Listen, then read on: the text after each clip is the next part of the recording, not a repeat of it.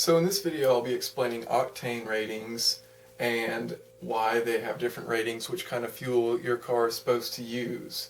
So an octane rating is just a measurement of the knock resistance of a fuel.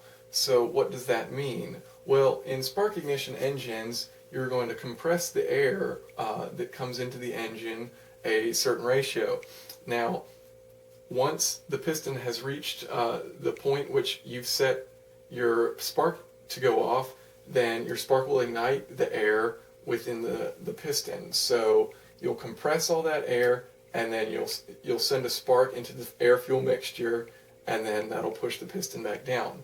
Well, engine knock, so when you have this piston pushing up, if the temperature of this air-fuel mixture gets too high, the fuel's going to combust on its own.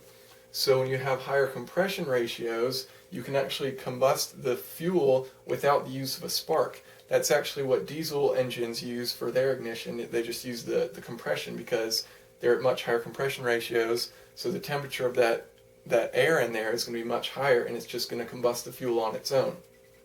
Well, in a spark ignition engine, you do not want that. So when you have cars with higher compression ratios, say 10:1 and up, you're going to want to use premium fuels with higher octane ratings so that you won't have to worry about engine knock. If you have this ignition happen before the piston has reached top dead center, then it's going to push down on it before it's completed it, and it's going to completely screw up your engine cycle and can cause major problems. So, and another thing to note is that the octane rating will change with altitude.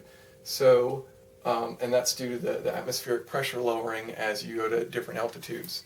So as you increase your altitude, if you're driving, say, in a mountain, the fuel that you have is actually going to act like a higher octane than it really is. Say it's an 83, it may act like an 85 or an 86 octane. So that's just one thing to note. And also, this rating is out of 100, 100 being the max.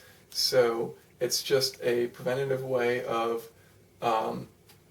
making sure that you do not have engine knock. So whatever your manufacturer suggests you to use in your car, don't not listen to them. I mean, it's actually pretty important to use the correct fuel to prevent engine knock, and you could have major problems if that were to occur.